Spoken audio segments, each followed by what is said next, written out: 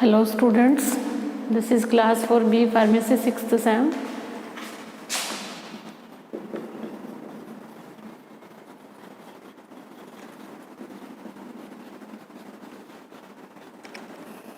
Subject is Biopharmaceutics.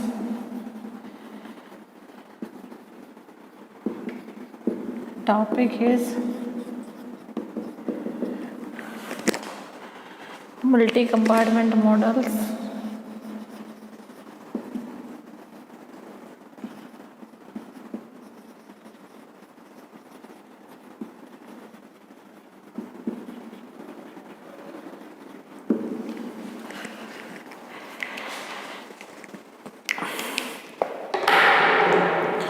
जो हम discuss करते हैं वन कंपार्टमेंट मॉडल।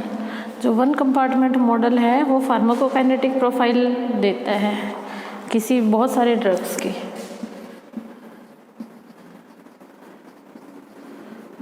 जो वन कंपार्टमेंट मॉडल है क्या है ये? This gives pharmacokinetic profile. क्या देता है ये? फार्माकोकाइनेटिक प्रोफाइल देता है। किसकी? ड्रग्स की। बहुत सारे ड्रग्स की फार्माकोकाइनेटिक प्रोफाइल देता है।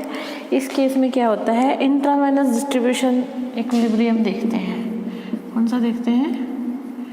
Intravenous distribution equilibrium. Intravenous distribution equilibrium देखते हैं। इसमें इसको अज्यूम किया जाता है, ठीक है। और डिक्लाइन जो होता है, अगर डिक्लाइन होगा ड्रग की स्टेटस में, जो ड्रग पहले दिया गया वो ड्रग क्या होता है उसके बाद धीरे धीरे करके बॉडी से डिक्लाइन होना स्टार्ट करता है। जो डिक्लाइन होता है वो किसको दिया जाता है? एज ए एलिमिनेशन, कि वो एलिमिनेट हो रहा है बॉडी से, इसलिए उसको उसका जो डिक्लाइन है वो उसको एज ए एलिमिनेशन उसको दिया गया है। और उसको हम इक्वेशन से देखते हैं with A mono exponential drum described with equation in mono exponential drum.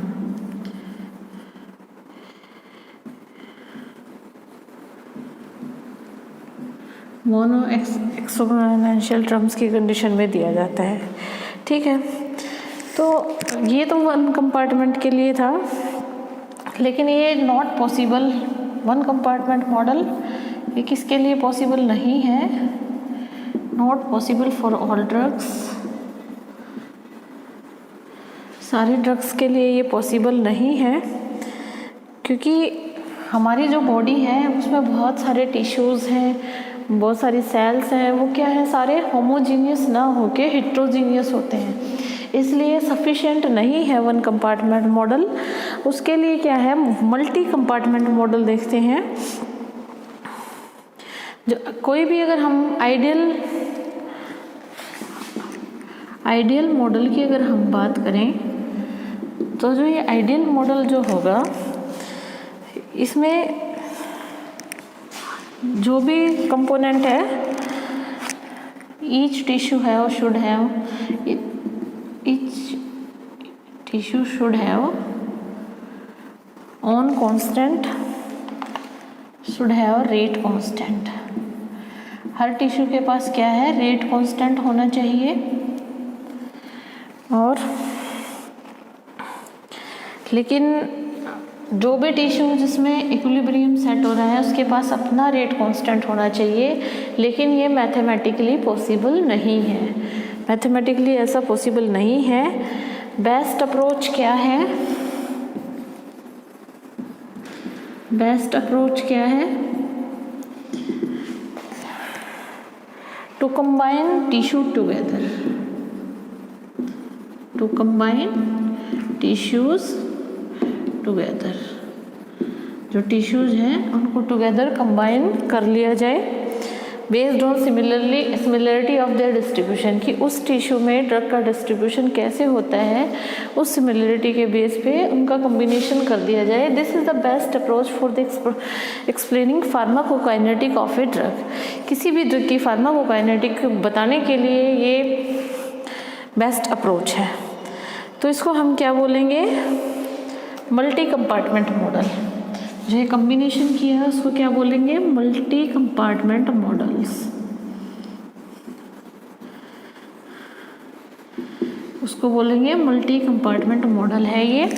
जो मल्टी कंपार्टमेंट मॉडल है वो किससे अंडरस्टूड होगा, या तो आईवी बोलस दिया जाए, मतलब इंट्रावेनस बोलस डोज दी जाए, और उसका डिक्लाइन देखा जाए in plasma concentration, decline in plasma में उसका डिक्लाइन देखा जाए विद टाइम के विद रिस्पेक्ट। ठीक है। जो नंबर ऑफ एक्सपोनेंशियल रिक्वायर्ड है प्लाज्मा लेवल टाइम प्रोफाइल के लिए वो दिखाते हैं कि होमोजेनियस कंपार्टमेंट कितने हैं। ठीक है। कुछ अजम्पशन है जिसके बेस पे ये मल्टी कंपार्टमेंट मॉडल्स बनाए गए, अभी डिस्कस करते हैं।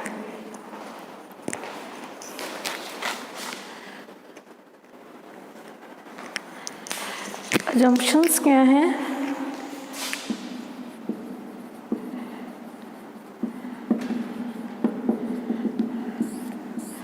अजम्पशंस हैं ब्लड और plasma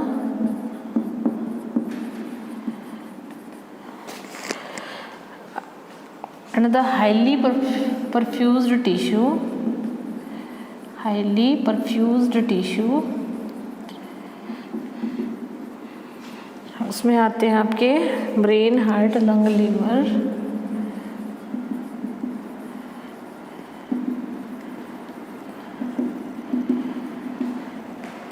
liver, form the central compartment,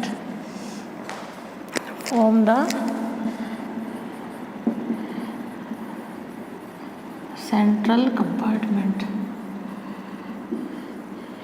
पहला अजम्पशन ये है कि जो ब्लड या प्लाज्मा है और जो हाईली परफ्यूज्ड टिश्यू है जैसे कि brain, heart, lung, liver, kidney, ये सारे मिलकर क्या बनाते हैं, सेंट्रल कंपार्टमेंट बनाते हैं।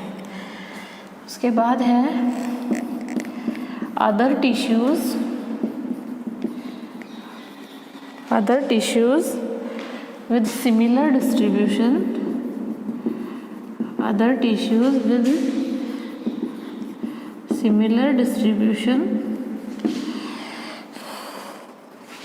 are combined together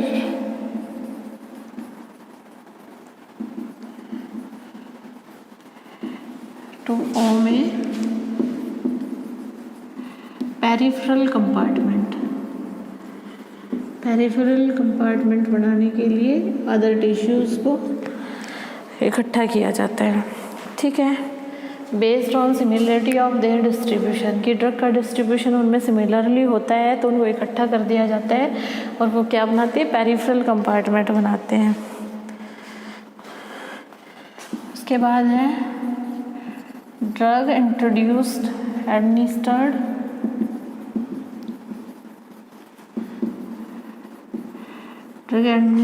through IV route directly introduced into central compartment. जो ड्रग IV रूट से दिए जाते हैं तो डायरेक्टली कहाँ जाते हैं, सेंट्रल कंपार्टमेंट में जाते हैं। कहाँ जाते हैं वो, डायरेक्टली सेंट्रल कंपार्टमेंट में जाते हैं। उसके बाद है irreversible drug elimination by hepatic transformation, irreversible drug elimination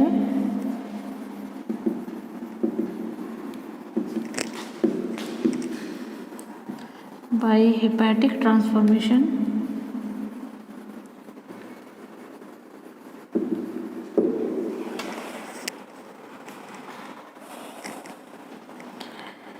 occurs from the central compartment,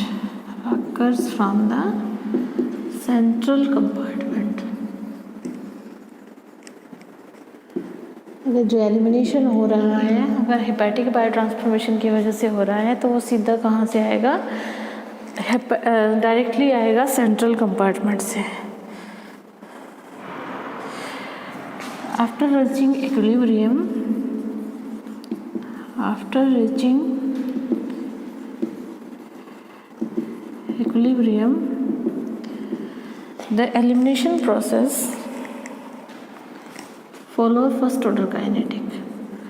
The elimination process follows first order kinetics.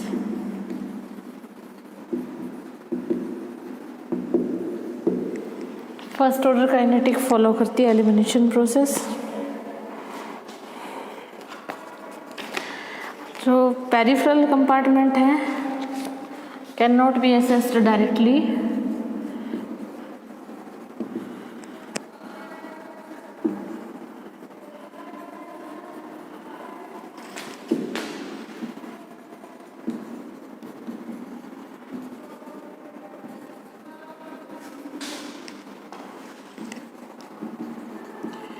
जो पेरिफेरल कंपार्टमेंट है उसको डायरेक्टली असेस नहीं किया जा सकता।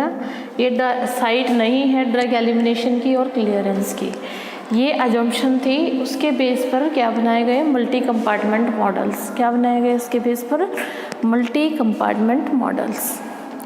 नेक्स्ट है two compartment open model.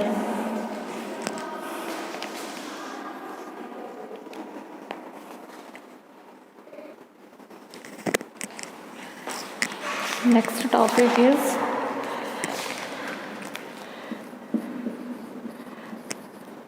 two compartment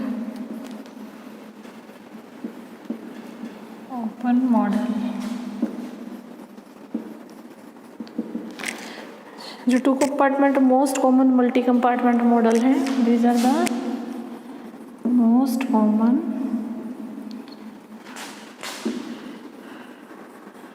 multi compartment models.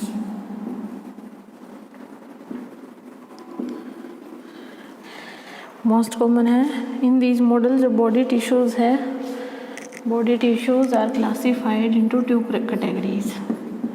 Body tissues are classified into two categories. Body tissues को दो, फर्स्ट है सेंट्रल कंपार्टमेंट। फर्स्ट क्या है, सेंट्रल कंपार्टमेंट, या इसको कंपार्टमेंट 1 भी बोल सकते हैं। इसमें क्या है, comprises of blood and highly perfused tissues. Highly perfused tissues, इसमें ब्लड होता है और हाईली परफ्यूज्ड टिश्यू होते हैं। That rapidly attain equilibrium, that rapidly attain equilibrium. जो इक्विलिब्रियम अटेन करते हैं ड्रग के साथ, एलिमिनेशन आकर थ्रू दिस कंपार्टमेंट।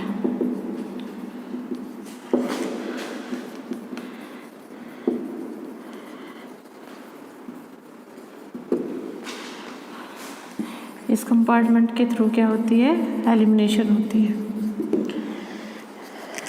सेकंड है पेरिफेरल और टिश्यू कंपार्टमेंट।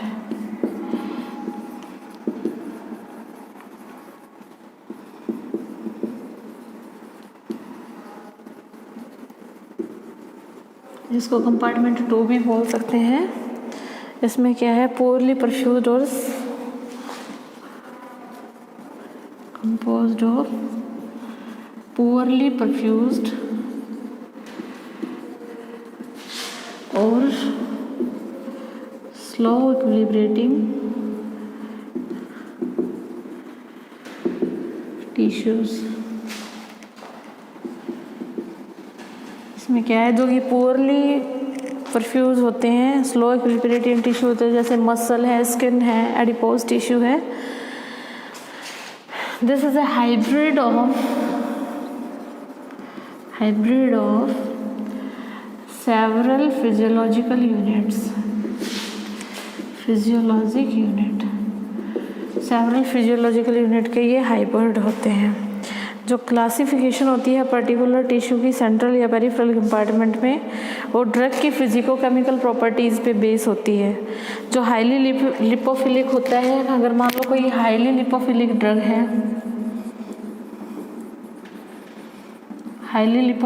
है, वो क्या करेगा, क्रॉसेस ब्लड ब्रेन बैरियर, वो BBB को क्रॉस कर देगा।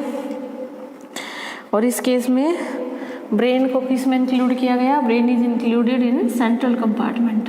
ब्रेन को किस में इंक्लूड किया गया, सेंट्रल कंपार्टमेंट में इंक्लूड किया गया। अगर कोई पोलर ड्रग है, वो क्रॉस नहीं कर सकता, डोंट क्रॉस, तो उसको क्या किया गया, पेरिफेरल कंपार्टमेंट में। किसमें, पेरिफेरल कंपार्टमेंट में। ये है इसके। उसके बाद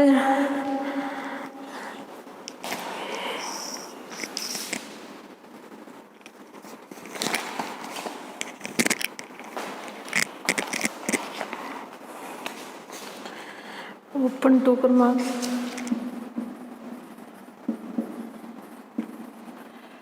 open two compartment pharmacokinetic model.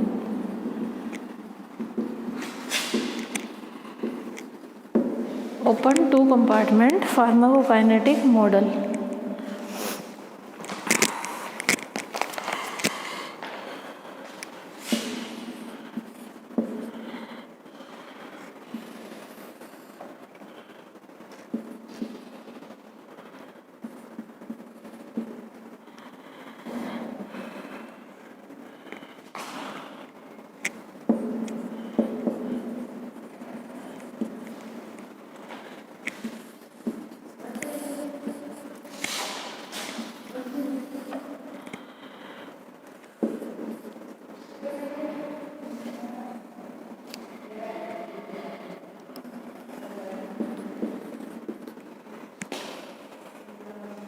ये है प्लाज्मा और ये है इंट्रासेलुलर फ्लूइड K12 K21। ये क्या है, इंट्रासेलुलर फ्लूइड, ये इंट्रासेलुलर फ्लूइड है।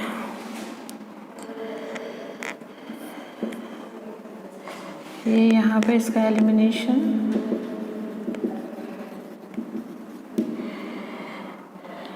इसको बोलते हैं KEL, ये आउटपुट है।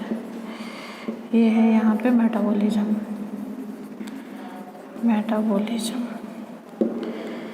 ठीक है। D1 क्या है, amount of drug in compartment 1।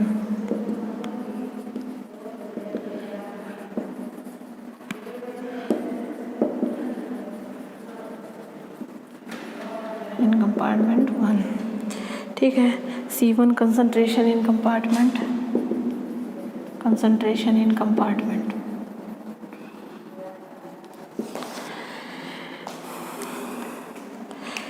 ठीक है। ये तो सीरीज़ में अगर हम बात करें तो सीरीज़ में ऐसा आएगा, और पैरेलल में अगर हम बात करें मॉडल की, तो पैरेलल में कैसा आएगा,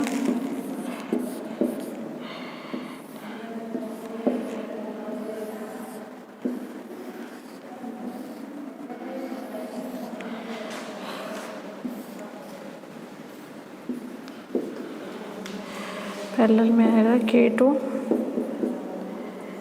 KA input, D1 D2 VPC1 and VCC2, K elimination output, that is metabolism and elimination. ये आएगा पैरेलल में। ये किस में आएगा, पैरेलल में आएगा। तो जो टू कंपार्टमेंट मॉडल है, डिपेंड करता है कि किस ड्रग का एलिमिनेशन होना है, ठीक है। एक तो two compartment model with elimination from the central compartment,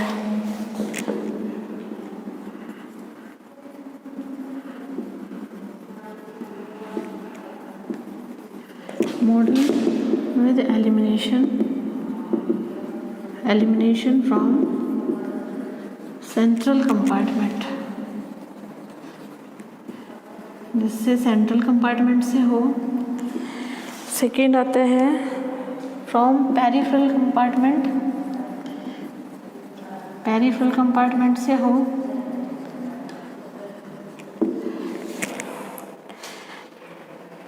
third आता है फ्रॉम बोथ, कि दोनों से ही हो, सेंट्रल से भी और पेरिफेरल से भी। सुटेबल इन्फॉर्मेशन अगर प्रेजेंट नहीं है तो एलिमिनेशन कहाँ से होगा, सेंट्रल कंपार्टमेंट से। अगर सुटेबल कोई हमारे पास इन्फॉर्मेशन नहीं है तो उसका जो एलिमिनेशन है वो कहाँ से होगा, that is from central compartment.